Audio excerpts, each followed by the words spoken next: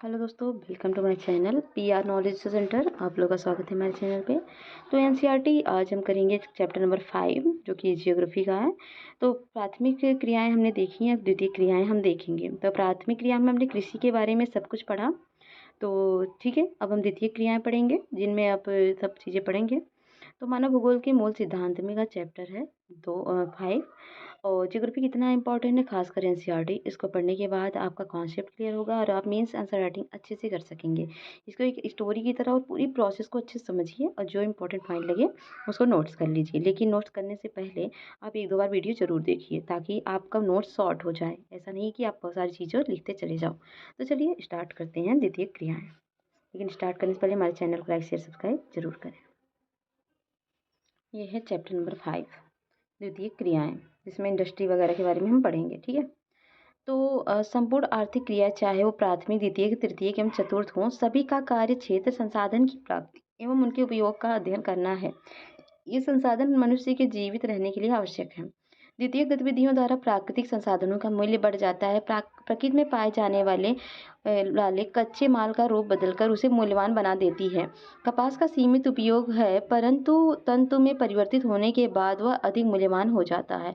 इसका उपयोग वस्त्र बनाने में किया जा सकता है। खदानों से लौह अयस्क का हम प्रत्यक्ष उपभोग नहीं कर सकते, परंतु अयस्क से इस्पात बनाने के बाद यह मूल्यवान हो जाता है और इसका उपयोग कई प्रकार की मशीनें एवं औजार बनाने में होता है।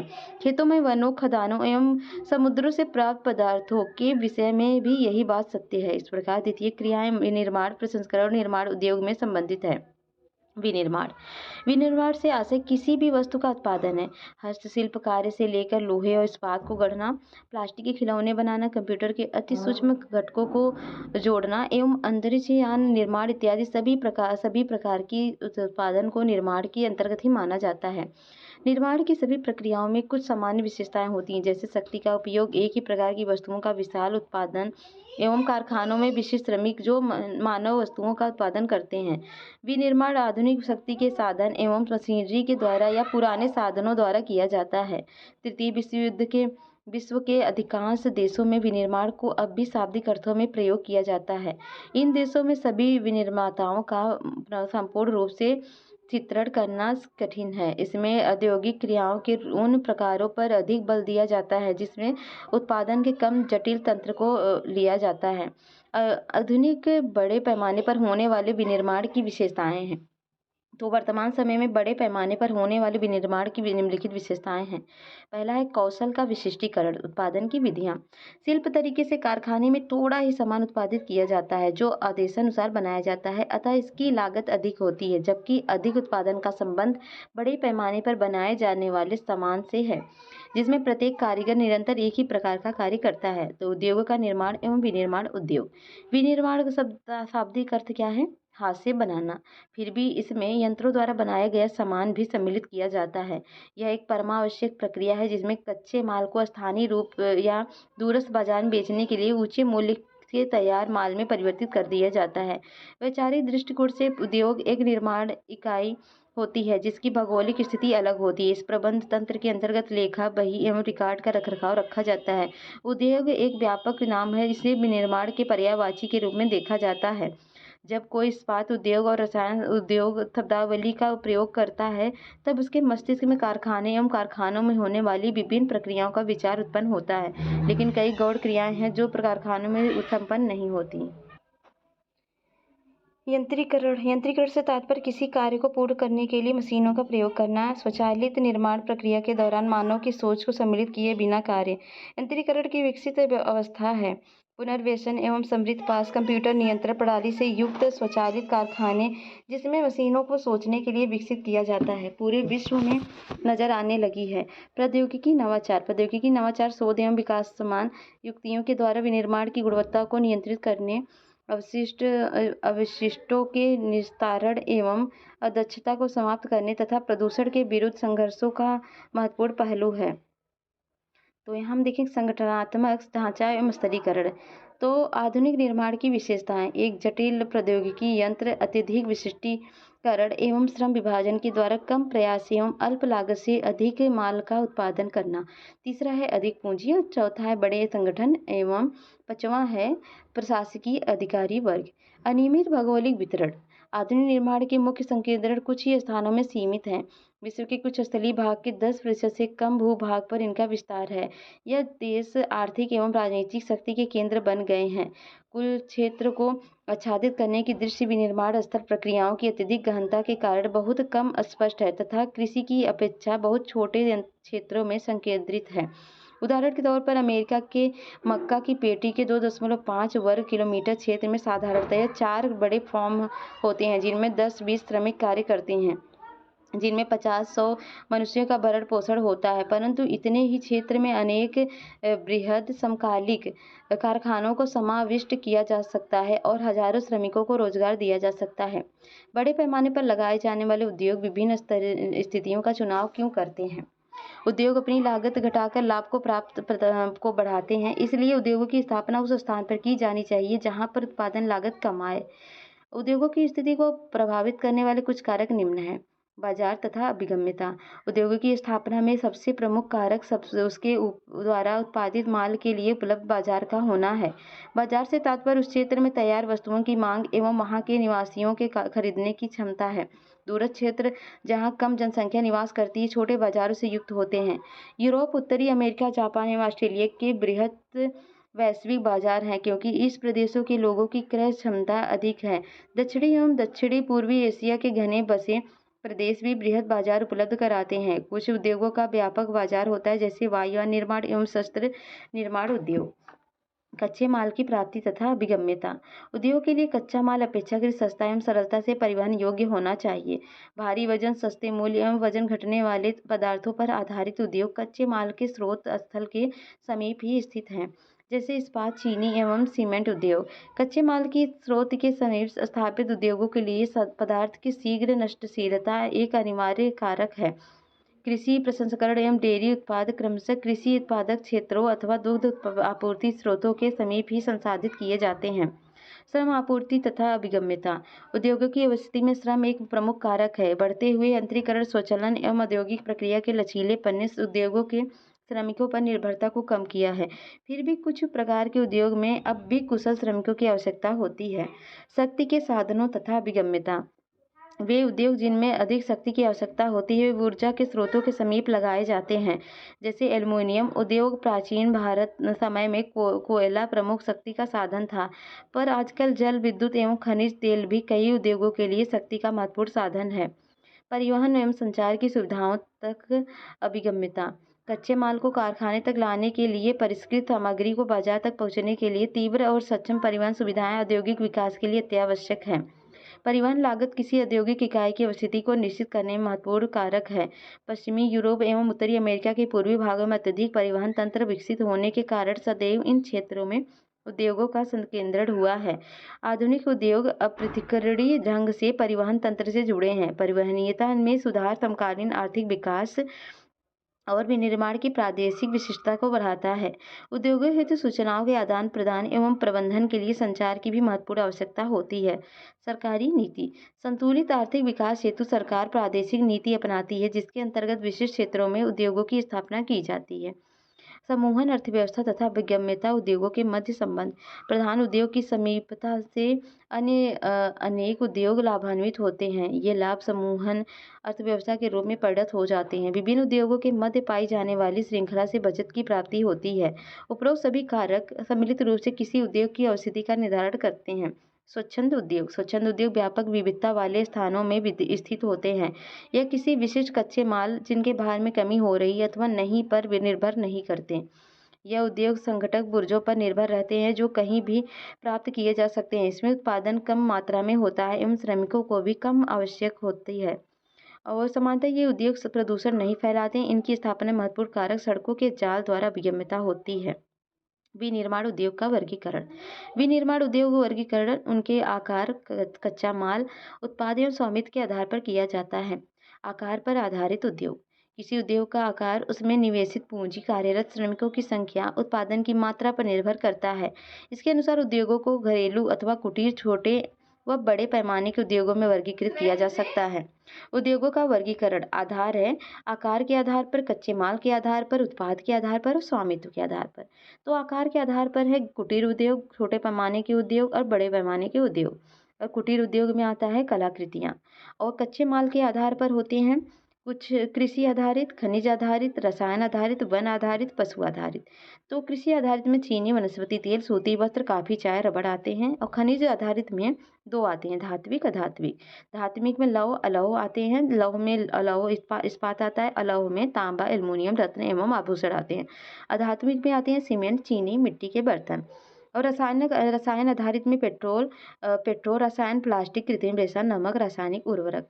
वन आधारित में इमारती लकड़ी, लाख, तारपीन, तेल, कागज। और पशु आधारित में चमड़ा, ऊन। और उत्पाद के आधार पर मूलभूत उपभोक्ता सामान, लौह इस्पात उद्योग। और उपभोक्ता सामान में बिस्कुट, वस्त्र, वाहन। और स्वामित्व में आते हैं सार्वजनिक क्षेत्र, निजी क्षेत्र और संयुक्त क्षेत्र। ठीक है। कुटीर उद्योग तो यह निर्माण की सबसे छोटी इकाई है। इसमें शिल्पकार स्थानीय कच्चे माल का उपयोग करते हैं एवं साधारण औजारों द्वारा परिवार के सभी सदस्य मिलकर अपने दैनिक जीवन के उपभोग की वस्तुओं का उत्पादन करते हैं। तैयार माल का या तो वो स्वयं उपभोग करते हैं या स्थानीय गांव के बाजार में विक्रय कर देते हैं। कभी अपने उत्पाद की अदला बदली भी करते हैं। पूंजी एवं परिवहन इन उद्योगों को अधिक प्रभावित नहीं करते क्योंकि इनके द्वारा निर्मित वस्तुओं का व्यापारिक महत्व कम होता है एवं अधिकतर उपकरण स्थानीय लोगों द्वारा निर्मित होते हैं।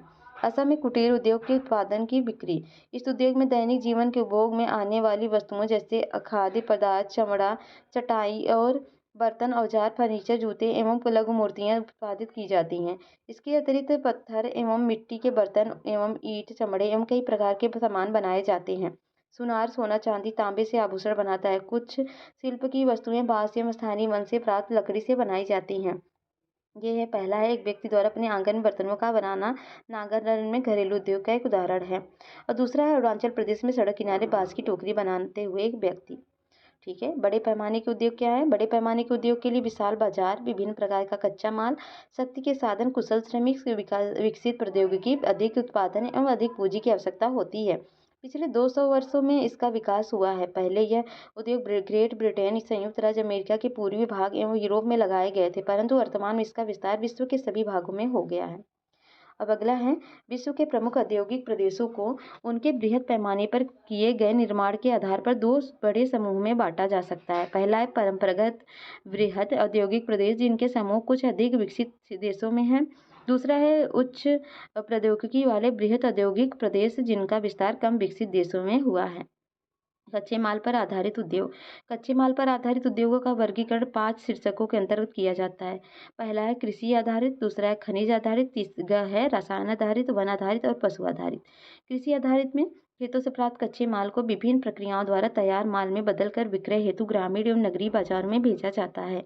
प्रमुख कृषि आधारित उद्योग में भोजन तैयार करने वाले उद्योग, शक्कर, अचार, फलों के रस, पेय पदार्थ, चाय, कॉफी, कोकोआ, मसाले, तेल एवं वस्त्र तथा रबड़ उद्योग आते हैं। भोजन प्रसंस्करण कृषि से तैयार खाद्य में मलाई का उत्पादन, डिब्बा खाद्य, फलों से खाद्य तैयार करना एवं मिठाइयाँ सम्मिलित की जाती हैं। तो खाद्य को सुरक्षित रखने हेतु विधियाँ प्राचीन काल से चली आ रही हैं, जैसा कि उनको सुखाकर साधारण कर या अचार के रूप में तेल या सिरका आदि डालकर। इस विधियों का औद्योगिक क्रांति के पूर्व सीमित उपयोग ही होता था।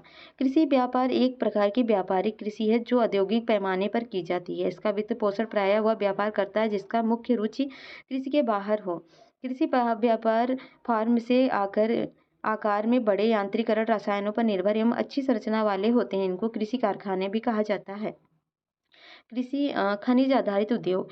इन उद्योगों में खनिजों को कच्चे माल के रूप में उपयोग किया जाता है। कुछ उद्योग लौह अंश वाले धात्विक खनिजों का उपयोग करते हैं, जैसे कि लौह उत्पाद उद्योग, जबकि कुछ उद्योग अलौह धात्विक खनिजों का उपयोग करते हैं, जैसे एल्युमिनियम, तांबा, जवाहरात उद्योग, सीमेंट, मिट्टी के बर्तन आदि उद्योगों के अधात्विक खनिजों का प्रयोग होता है। है रसायन आधारित उद्योग। इस प्रकार के उद्योग में प्राकृतिक रूप से पाए जाने वाले रासायनिक खनिजों का उपयोग होता है, जैसे पेट्रोल, रसायन, खनिज तेल का उपयोग होता है। नमक, गंधक एवं पोटाश उद्योगों में भी प्राकृतिक खनिजों को काम में लेते हैं। कुछ रासायनिक उद्योग लकड़ी एवं कोयले से प्राप्त कच्चे माल पर भी निर्भर हैं। रसायन उद्योग के अन्य उदाहरण कृत्रिम रेशे बनाना, प्लास्टिक निर्माण करना इत्यादि है। वनों पर आधारित उद्योग। वनों से प्राप्त कई मुख्य एवं गौण उपज वाले कच्चे माल के रूप में उद्योगों में प्रयुक्त होती है। फर्नीचर उद्योग के लिए इमारती लकड़ी, कागज उद्योग के लिए लकड़ी, बांस एवं घास तथा लाख उद्योग के लिए लाख वनों से प्राप्त होती है। पशु आधारित उद्योग चमड़ा एवं ऊन पशुओं से प्राप्त प्रमुख कच्चा माल है। चमड़ा उद्योग के लिए चमड़ा एवं ऊनी वस्त्र उद्योग के लिए ऊन पशुओं से ही प्राप्त किया जाता है। हाथी दांत उद्योग के लिए दांत भी हाथी से मिलता है। उत्पाद आधारित उद्योग आपने कुछ मशीनें औजार देखे होंगे जिनके निर्माण में लौह इस्पात का प्रयोग कच्चे माल के रूप में किया जाता है। लौह इस्पात स्वयं में एक उद्योग है। वे उद्योग जिनके उत्पाद को अन्य वस्तुएं बनाने के लिए तैयार माल के रूप में प्रयोग लाया जाता है उन्हें आधारभूत उद्योग कहते हैं। क्या आप इस कड़ी को पहचान सकते हैं? लौह इस्पात, वस्त्र उद्योग के लिए मशीनें, उपभोक्ता के उपयोग हेतु कपड़ा। अगला है उपभोक्ता वस्तु उद्योग के ऐसे सामान का उत्पादन करते हैं जो प्रत्यक्ष रूप से उपभोक्ता द्वारा उपभोग कर लिया जाता है। उदाहरण के तौर पर रोटी एवं बिस्कुट, चाय, साबुन, लिखने के लिए कागज, टेलीफोन एवं श्रृंगार सामान इत्यादि का उत्पादन करने वाले उद्योगों को उपभोक्ता माल बनाने वाले अथवा गैर आधारभूत उद्योग कहा जाता है। स्वामित्व के आधार पर उद्योग पहला है सर्वाधिक क्षेत्र के उद्योग सरकार के अधीन होते हैं। भारत में बहुत से उद्योग सार्वजनिक क्षेत्र के अधीन है। समाजवादी देशों में भी अनेक उद्योग सरकारी स्वामित्व वाले होते हैं। मिश्रित अर्थव्यवस्था में निजी एवं सार्वजनिक दोनों प्रकार के उद्यम पाए जाते हैं। खैर निजी क्षेत्र के उद्योग का स्वामित्व व्यक्तिगत निवेशकों के पास होता है। ये निजी संगठनों द्वारा संचालित होते हैं। पूंजीवादी देशों में अधिकतर उद्योग निजी क्षेत्र में है। है संयुक्त क्षेत्र के उद्योग का संचालन संयुक्त कंपनी के द्वारा या किसी निजी एवं सार्वजनिक क्षेत्र की कंपनी के संयुक्त प्रयासों द्वारा किया जाता है। क्या आप इस प्रकार के उद्योगों की सूची बना सकते हैं? उच्च प्रौद्योगिकी उद्योग की संकल्पना निर्माण क्रियाओं में उच्च प्रौद्योगिकी नवीनतम पीढ़ी है। इनमें उन्नत वैज्ञानिक एवं इंजीनियरिंग उत्पादों का निर्माण गहन शोध एवं विकास के प्रयोग द्वारा किया जाता है। संपूर्ण श्रमिक शक्ति का अधिकतर भाग व्यावसायिक सफेद कॉलर श्रमिक का होता है। यह उच्च दक्ष एवं विशिष्ट व्यावसायिक श्रमिक वास्तविक उत्पादन नीला कॉलर श्रमिकों की संख्या में अधिक होता है। उच्च प्रौद्योगिकी उद्योग में यंत्र मानव कंप्यूटर आधारित डिजाइन तथा निर्माण धातु पिघलाने एवं शोधन के इलेक्ट्रॉनिक नियंत्रण एवं नए रासायनिक व औषधियों उत्पाद प्रमुख स्थान रखते हैं। इस भूदृश्य में विशाल भवनों, कारखानों, भंडार क्षेत्रों के स्थान पर आधुनिक नीचे साफ सुथरे बिखरे कार्यालय एवं प्रयोगशालाएं देखने को मिलती हैं। इस समय जो भी प्रादेशिक व स्थानीय विकास की योजनाएं बन रही हैं उनमें नियोजित व्यवसाय पार्क का निर्माण किया जा रहा है। वे उच्च प्रौद्योगिकी उद्योग जो प्रादेशिक संकेंद्रण है, आत्मनिर्भर एवं उच्च विशेषता होते हैं, उन्हें प्रौद्योगिकी ध्रुव कहा जाता है। सैन फ्रांसिस्को के समीप सिलिकॉन घाटी एवं सीकल के समीप सिलिकॉन व वन प्रौद्योगिकी ध्रुवों के अच्छे उदाहरण हैं। क्या आप भारत में कुछ प्रौद्योगिकी ध्रुव विकसित हो रहे हैं? विश्व अर्थव्यवस्था में निर्माण उद्योग का बड़ा योगदान है। लौह इस्पात, वस्त्र, मोटर गाड़ी निर्माण, पेट्रोल, रसायन एवं इलेक्ट्रॉनिक विश्व के प्रमुख निर्माण उद्योग हैं। तो एक क्वेश्चन आंसर है, इनको देने का प्रयत्न करिएगा। और ये भी है, तो इन सब क्वेश्चनों को दीजिए और कैसा लगा वीडियो बताइएगा जरूर। मिलते हैं नेक्स्ट वीडियो में, तब तक के लिए जय हिंद, जय भारत। जाने से पहले हमारे चैनल को लाइक शेयर सब्सक्राइब जरूर करें।